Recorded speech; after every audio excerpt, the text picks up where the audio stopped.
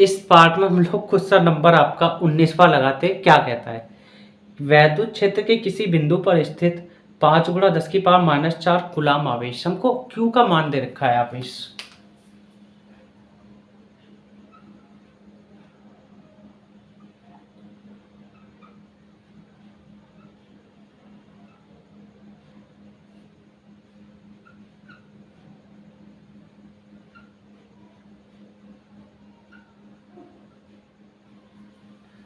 ठीक, next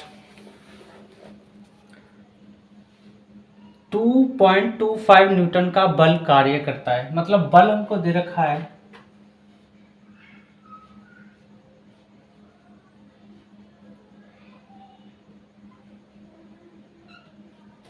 Newton. उस बिंदु पर वैद्युत क्षेत्र की तीव्रता ज्ञात कीजिए। मतलब ई का मान हमको बताना है। ठीक है,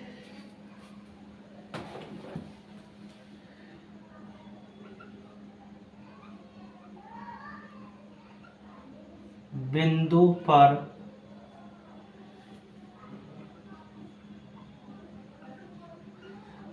वैद्युत क्षेत्र की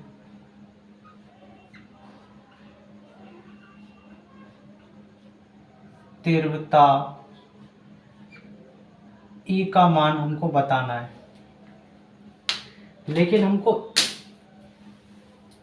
ई के लिए फॉर्मूला भी पता है, क्या? F/Q ये होता है वैद्युत क्षेत्र की तीव्रता ई, F होता है फोर्स मतलब बल, Q होता है आपका चार्ज मतलब आवेश। ठीक, बस वैल्यू है, सीधा सॉल्व कर लेंगे हम लोग बेटा। तो E इक्वल F की वैल्यू क्या है 2.25 न्यूटन डिवाइड बाई Q की वैल्यू 5 गुणा 10 की पावर -4 कूलम।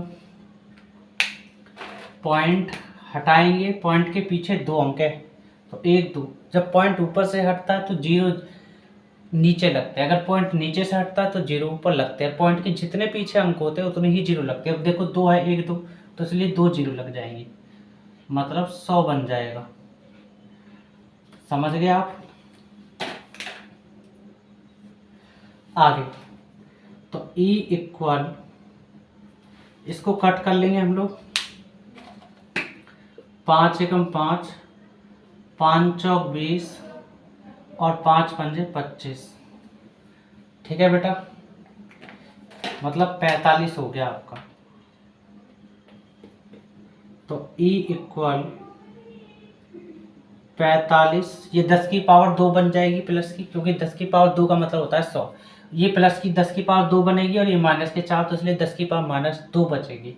तो कर देते 45 न्यूटन डिवाइड बाई 10 की पावर -4 गुणा 10 की पावर 2 लिख सकते हैं 100 को, और आपका बचा है कूलम।